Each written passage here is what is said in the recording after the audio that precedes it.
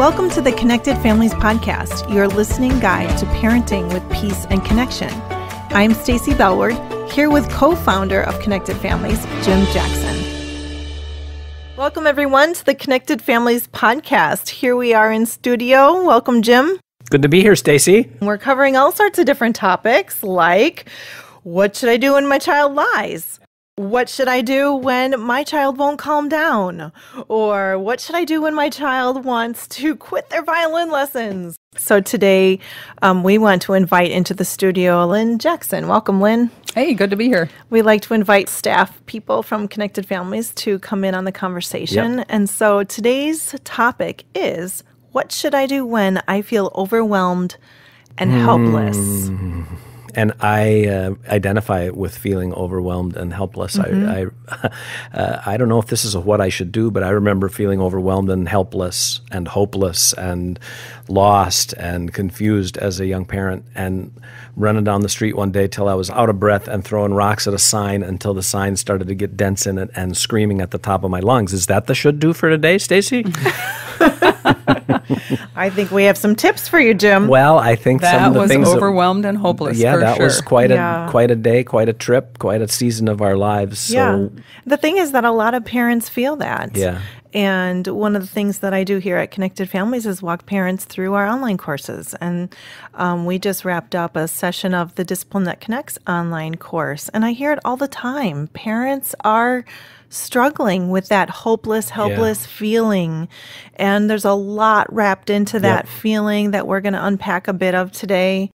That's why we're so glad, Lynne, you're here with us. And, we start each episode with the quick response. What's the quick answer that we could give to the parent who just has a few minutes? Yeah. Mm-hmm. What would you say? So imagine I'm this young dad and I come to you and the kids are so out of control and things aren't going well and they're fighting with each other and I'm fighting with my wife and I don't know what to do with the kids and I don't know what to do with me, and I hear that you've got stuff for me, Lynne, and I've only got 30 seconds because I got to go to a meeting. What do you got for me? I'm going to say, before you try to do something, understand what's going on in your heart. And what are you believing about yourself and your child? So hard. I know it's hard.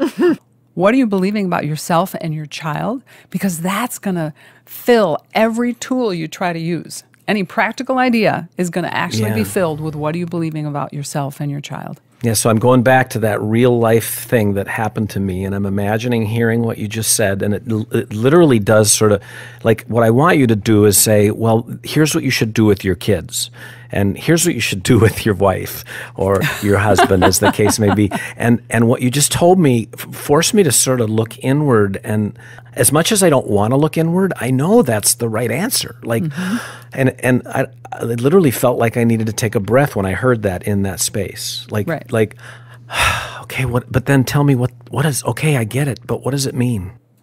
Well, what it means is if I am believing that I'm the dad and my job to get my child to do this or that, that kind of a thought, setting you up totally for frustration, anger, disconnection with your child. Yeah, I mean, even that event, what I remember, and you helped me through it back then, I remember thinking, this is a vacation, and vacations are supposed to be restful. And this was the furthest thing from restful I'd ever experienced with our family. Oh, no kidding. I remember that. But when I identified that thought, like, how many families of young kids really believe after having taken a few, this is our first family vacation, that vacations should be restful with a young family. That was a thought that led me to this place of feeling overwhelmed that was not a helpful thought. Is that common with the parents that you deal with in terms of the thoughts that they have when they take that step back? Right. A lot of times it's our expectation is so out of line with what reality is, and then we get frustrated, we get anxious, we get angry, we try to control it so that everything looks like our dream. When if we face our reality and in a realistic way and unpack that, then we can get practical ideas what to do about it. So when I was a young parent, I can just remember being so angry, so out of control, just overwhelmed, hopeless, the whole thing, and crying out to God, pounding the carpet, crying out to God, going, why did you make them like this? Why did you make me like this? I feel like I'm angry all the time. And that was pretty close to the truth, but it wasn't. entirely the truth. Yeah. And I remember looking at Daniel once and going, "You're the three-dimensional representation of my failure as a parent." Those are hard thoughts. And sometimes we just keep moving and try to figure out what to do to squash the behavior. And we don't pay attention to these thoughts that are really toxic in our souls and that are going to keep us stuck. Yeah, so if I might, Stacy, you're listening to this and you're kind of over here nodding and you're looking at Lynne like you know some stuff about what she's saying. How do you relate to what Lynne is saying right now in terms of these thoughts that you've had or that you know of that parents in the course have had that keep them stuck? I have a lot of thoughts. I think we have these preset expectations of what raising kids are going to be like. And, in a sense, those are all of our thinking that we're going into it with. And then when you get into it, our kids don't act the way we want them to all the time. We can't control it in that way. And that can lead to that hopeless feeling. Yeah, there's a dad that, talk about a hopeless feeling. There was a dad once whose daughter was very intense and kind of explosive, and his thought that was just plaguing him was, I've got to get a grip on this or she will run the family. So you could see that thought set him up for power struggles. It's like, I need to dominate you now or we're all in trouble. And so changing that thought, changing our thinking is the starting place for really being able to help our kids in a wise way. So, what you're saying compels me to think a little bit about the scripture that says that we ought to take our thoughts captive to Christ's obedience. And the dad you're talking about, Stacy as you're talking, Lynne as you're talking, Jim as I'm telling these stories, we had thoughts that were not helpful thoughts. How do we get to recognize, what do people do? How do parents recognize that thought and then take it captive to Christ's obedience? What are some concrete things that people can do to recognize and then do something about what that thought is? Well, a really important thing is to recognize that, and we have a term for them, toxic half-truths, because we don't believe something that's just this horrible, terrible lie like, I am the worst parent on the planet. Very few people believe that. But there's a coating of truth on the outside of this stuff that we swallow about ourselves.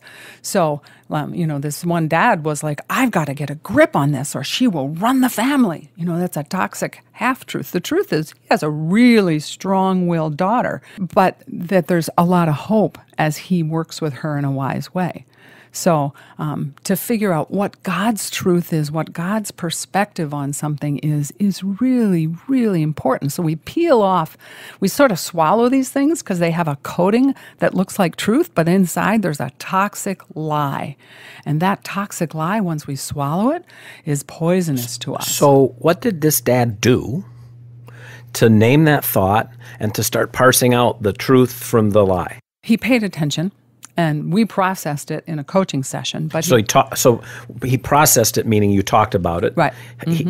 Were you with him when he identified that thought? Well, he was a coaching parent along with his wife. So he was a parent you did some coaching with. And I was asking him these questions about what are you believing under the surface when you go into these power struggles with your daughter?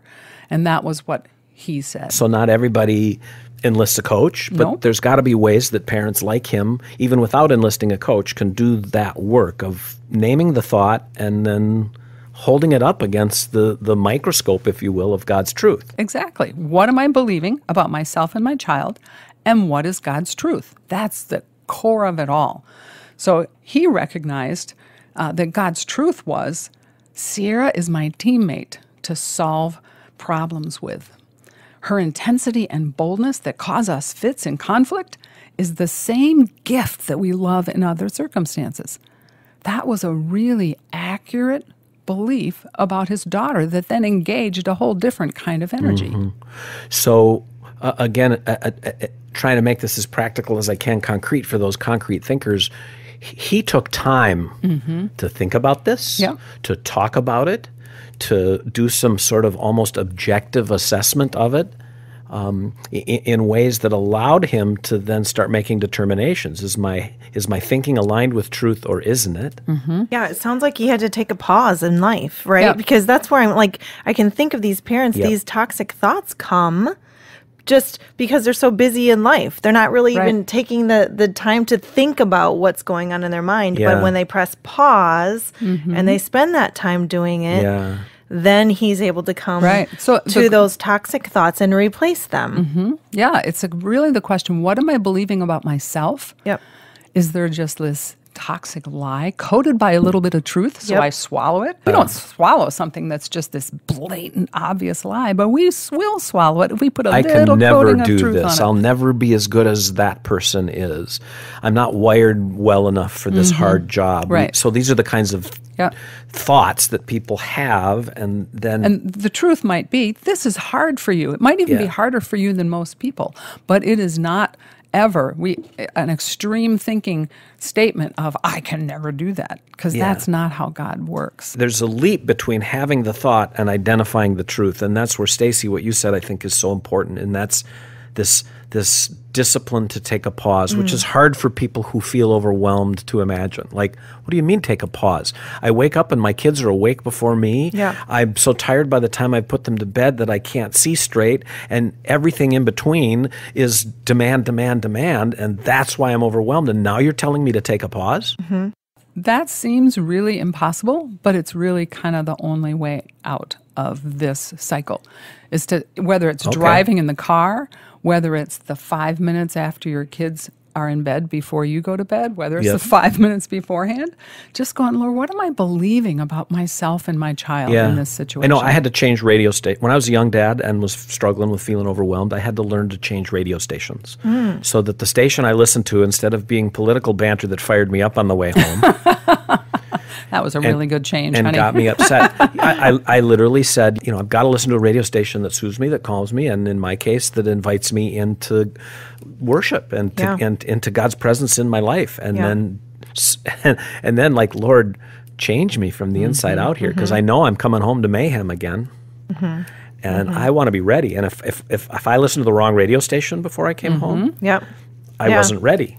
For me, I just turned off the radio. Yeah. I needed silence. Yep. Shut down the sound in my house so that I could pray and think. So what are the concrete little by little things you've seen parents do to take that pause? Learning to ask themselves just the simple questions, what's going on in me and what's going on in my child? And when do they do that? Just whenever they can find a little silence. But what's going on in me and what's going on in my child helps them to just start seeing, oh, I'm feeling really anxious and overwhelmed. And so then I start thinking these extreme black and white, all or nothing, all bad kind of thoughts about my child that are making life so much more difficult for us. Because if my heart is in a place of despair and anger and fear, then how in the world do I think I'm going to have a productive, helpful interaction with my child? This is deep spiritual work. Romans 15:13. We would like to just say, may the God of hope fill you with all joy and peace so that you may overflow with hope. But that's not what it says. It says, may the God of hope fill you with all joy and peace as you trust in him so that you may overflow with hope by the power of the Holy Spirit. So it's taken the time, whether it's at the stoplight and your child happens to fall asleep in the car seat, or it's the 5 minutes before or after they're awake, to just go, Lord, give me your insight. Give me your perspective in this, because my heart is going to overflow out of that, out of whatever my perspective is, and I want yours. So, Lynne, what were some pausing disciplines that you practiced? Well, I did. Fortunately, I could wake up early enough to just get a jump on the kids, and I did a lot of journaling. I have some pretty crazy journal entries that started out with just like this, almost this emotional vomit. It's a gross word, but that was what it was like, of just all the tough stuff. But then getting to a place of processing and what's your perspective and how can I hold on to that perspective in the craziness of family life. So, like I eventually was able to embrace that God is going to use these challenges for his good purpose in my life, and then eventually I saw in the lives of others. And another truth that I began to hang on to, if God has given me a child, he's going to teach me the wisdom to guide that child. Those are faith statements that then set in motion a whole different kind of train of thinking about your child. Instead of, how do I stop this right now because I can't take it? It's like, what's the opportunity here? How could God use this? What wisdom does he want to give me so that I engage with an encouraging heart instead of a squashing this behavior heart? And how did you keep those in the front and center of your mind and your world, right? Because we know brain waves are going to keep taking us back to those old negative thoughts because we've thought them long enough. Yeah. So you're trying to change your mindset and those brain waves. So how did you do that? I kind of memorized some key phrases of, Lord, what's the opportunity here? That was one that shifted me from how am I going to squash this behavior, which was usually our oldest son Daniel's issue, instead of how am I going to stop this behavior? So, Lord, what's the opportunity here to build your values, to build your skills, your perspectives into our kids? And that just sends you on, it's more of a treasure hunt mindset of, ooh, how could I use this to build skills and values into my kids instead of how can I stop this because I'm so sick of it?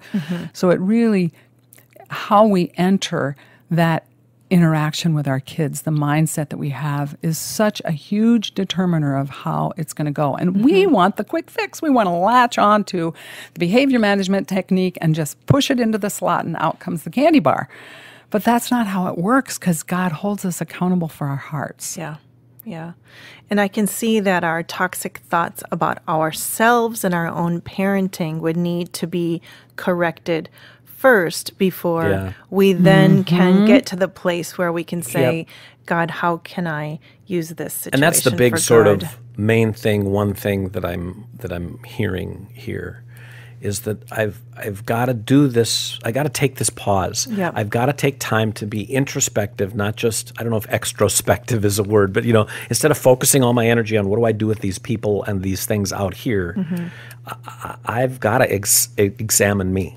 Yeah. I've got to look inward. I've got to take thoughts captive to Christ's obedience. I've got to develop disciplines and habits to do that. And if I don't, expecting any significant change is probably not very realistic. So that's the hard pill to swallow in this if I'm feeling overwhelmed and it doesn't seem like I have time to pause. But that's the answer, isn't it? Yep. And this dad that had this really intense child, his shift was to realize Sierra is my teammate to solve problems. Her intensity and boldness that cause us fits in conflict is the same gift we love in other circumstances.